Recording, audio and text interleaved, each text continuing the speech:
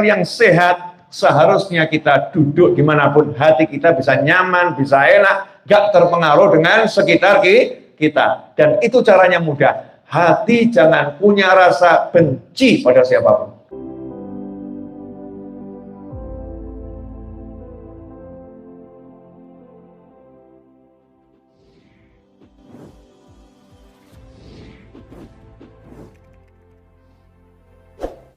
Di bulan suci Ramadan harus kita ngomong, udah selesai, gak ada lagi yang punya salah sama saya. Bu, boleh nanya enggak, Bu? Ibu, lapar. Boleh nanya, Bu? Insya Allah Ibu nggak pernah mengalami, tapi saya yakin mungkin pernah mengalami. Ya, manusia. Pernah toh kita mungkin punya rasa gak suka sama seseorang? Pernah ya? Terus diundang pengajian, undangannya bagus loh, pengajian. Orang itu ada di ruangan yang sama. Orang yang kita nggak suka itu ada di ruangan yang sama. Kebetulan kursinya itu tersisa hanya satu kursi di samping dia. Saya mau nanya, pilih duduk di samping situ atau di belakang tanpa kursi? Pulang tuh. Ada yang teriak pemirsa, pulang gitu ya. Suaranya bapak-bapak tapi nyamar jadi ibu-ibu. Pulang gitu ya. Bukan ibu-ibu tadi, bukan ya? Bapak-bapak ya tadi. Pulang gitu. Kenapa? Hatinya nggak bisa di dekat orang itu. Rugi atau nggak rugi? Padahal yang datang ya dapat ini, dapat ini, dapat ini, dapat ini. Itu dia pulang gara-gara ya tadi itu. Hatinya nggak enak sama orang tersebut. Atau dia nggak duduk di kursi akhirnya, cari tempat yang lain yang nggak enak, terganggu duduknya, gara-gara hatinya nggak enak sama orang tersebut. Berarti yang membuat kita bermasalah apa? Nggak pandai mengelola hati. Saya nggak mau masuk satu tempat, ada orang yang membuat saya pusing, saya nggak mau. Saya nggak mau lewat satu tempat, ada orang yang membuat saya pusing. Makanya saya nggak mau pusing sama siapapun. Saya mau duduk dimanapun, saya mau jalan dimanapun, saya mau tidur dimanapun. Yang penting hatiku enak. Mosok kalah mbek wong edan. Masa kalah sama orang gila? Orang gila nggak pernah loh menganggap Anda musuh. Enggak toh? Paling ketemu jenengan kok kelihatan lucu disamperin. Yang lari siapa? Orang gilanya nyantai-nyantai saja, kitanya yang lari. Berarti yang sakti siapa? Orang gila nggak berkata-kata bisa mengalahkan orang yang waras. Berarti yang waras kalah kalau sakti. Nyantai orang bilang duduk dimanapun bebas, tidur dimanapun bebas. Oh, kitanya kok kalah sama orang gila. Punya akal yang alhamdulillah sempurna, akal yang sehat. Seharusnya kita duduk dimanapun hati kita bisa nyaman, bisa enak, gak terpengaruh dengan sekitar kita. Dan itu caranya mudah. Hati jangan punya rasa benci pada siapapun. Jangan punya rasa dendam pada siapapun. Maafkan. Dan terutama mohon maaf, wahai orang-orang yang hidup berpasangan, entah suami entah istri yang hidupnya berpasangan. Kalau kamu punya rasa nggak enak sama istrimu, rasa nggak enak sama suamimu, siap-siap neraka rumahmu. Bayangin pulang kantor capek, selesai masak capek, yang istri berpikir dia lagi. Begitu jam kantor itu mau habis, waktu sore udah mau habis, maghrib mau tiba, seharusnya bahagia, wajahnya tiba-tiba muram.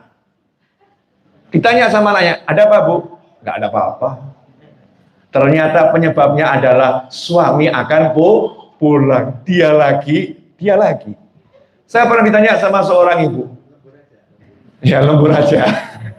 Saya pernah ditanya sama seorang ibu-ibu, Habib saya mau nanya, iya, nanti di surga suami saya siapa? Saya jawab, ya suamimu di dunia, kalau kamu masuk surga dan dia masuk surga, maka dia akan jadi suamimu di surga. Ya Allah, Beb. Neng donya wes mumet ngedepi dhek, nang akhirat ketemu dhek meneh gak Beb katanya.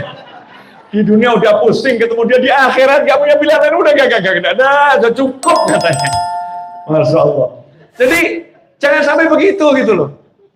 Kan penyebabnya sederhana, karena kita nggak mampu mengalahkan diri kita sendiri, nggak mampu maafkan orang lain. Oh, natap wajah orang kok nggak mampu? Emang mata kita ada masalah? Saya nggak mampu menatap wajahnya, kenapa? Sebel. Rugi toh ya? Ya rugi. Masa kalah gitu? Tatap saja. Walaupun kamu menyebalkan, tapi aku menyenangkan. Ini ada cerita yang sering saya sampaikan di pengajian. Suami istri, yang istri cantiknya luar biasa, yang suami jeleknya luar biasa. Memang biasanya itu suami itu jadi perlambang jelek ya Bu ya. Film contoh, Beauty and the Beast, mesti ngono Mas. Betul ya? Nggak ada orang ganteng dan wanita jelek, nggak ada tuh filmnya. Yang ada apa? Beauty and the Beast. Jadi wajarlah kalau kita kaum pria dalam film dijadikan contoh yang welek gitu ya.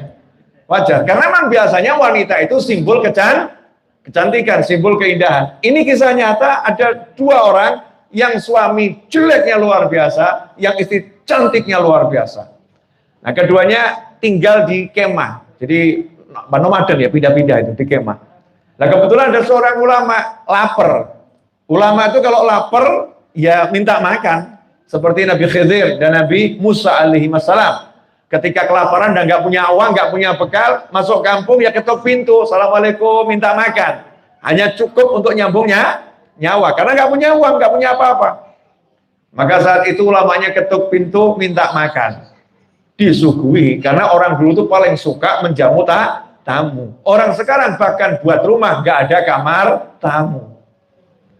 Orang dulu itu saking sukanya sama tamu, rumahnya dibuat besar, depannya dikasih ruangan, nanti kalau ada tamu geletak bareng bisa, walaupun kamarnya kecil tapi tinggal dikasih korden, senang terima tamu orang dulu. Orang sekarang, Masya Allah, kamar mandinya mungkin banyak, tapi kamar tamunya nggak ada. Ya, kamar tamunya nggak ada. Wah, repot nanti. Itu ponaan ngumpul kene kabeh mumet aku.